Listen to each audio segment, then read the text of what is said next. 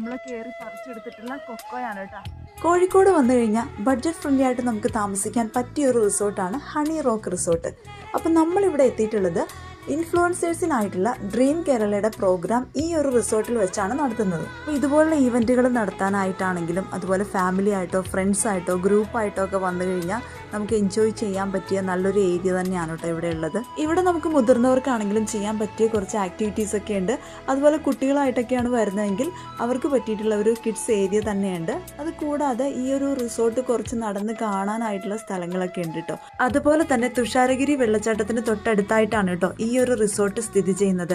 പിന്നെ ഈ കാണുന്നത് ഇവിടുത്തെ ഒരു വ്യൂ പോയിന്റ് ആണ്. അപ്പോൾ ഇവിടെ നിന്ന് നോക്കിക്കഴിഞ്ഞാൽ തുഷാരഗിരി മൊത്തത്തിൽ കാണാം. പിന്നെ ഇതൊരു കപ്പിൾ ഏരിയ ആണ് കേട്ടോ. പിന്നെ എടുത്തു പറയേണ്ട ഒരു കാര്യം ഇവിടുത്തെ ഫുഡാണ്. നല്ല നാടൻ ഫുഡാണ്, നല്ല ടേസ്റ്റി ഫുഡാണ് കേട്ടോ.